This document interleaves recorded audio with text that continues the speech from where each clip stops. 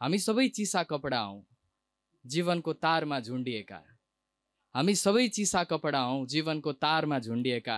हामी भित्र एक थोपा पानी नरहेसम्म सोच्छ हामीलाई उपल्लो डाँडाको घामले। उता पल्लो किनारमा कोही पर्खिरहेछ साँझ, उठाउन उसका कपडा। हामी सबै चिसा कपडा हौं जीवनको तारमा झुन्डिएका। Thank you.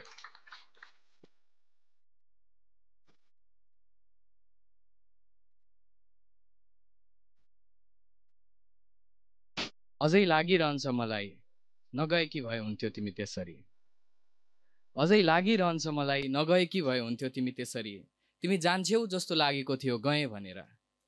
टाँसेर आफूलाई मेरो छातीमा, नभिजाई मेरा आँखा, सिउरी दिएर मुस्कानै मुस्कान मेरो भाग्यमा। अझै लागिरहन्छ मलाई नगएकी भए हुन्थ्यो तिमी त्यसरी। तिमी जान सक्थ्यौ सुस्तरी, जसरी जान्छ साँझमा चिसो बतास। फलैचामा बसेका बुढाहरूलाई सम्झाइदिएर बैंसको उपद्रो। गएकी भए हुन्थ्यो तिमी बरु सुटुक्क ओर्लिएर मेरो जिन्दगीबाट। गए जस्तो रातमा कुनै प्रेमी प्रेमिकाको आँगनतर्फ। गएकी भए पनि हुन्थ्यो पाउनेको ठेगाना लेख्न बिर्सिएको चिठी जस्तो अल्मलिँदै अल्मलिँदै। आश हुन्थ्यो पुनः आगमनको। जानु पर्थ्यो सायद तिमी भमरा जस्तो रित्याएर मेरो प्रेम, या भन्यौ जानु पर्थ्यो तिमी सपना जस्तो अल्पिएर। जानै परे जानु पर्थ्यो वैशाख गए जस्तो, फुलाइदिएर मेरो संसारभरि गुरासै गुरास। गए पनि हुन्थ्यो ग्रीष्म वसन्त या कुनै ऋतु गए जस्तो, एक चक्र हिँडेर आउँछौ भन्ने मनमा हुन्थ्यो सान्त्वना।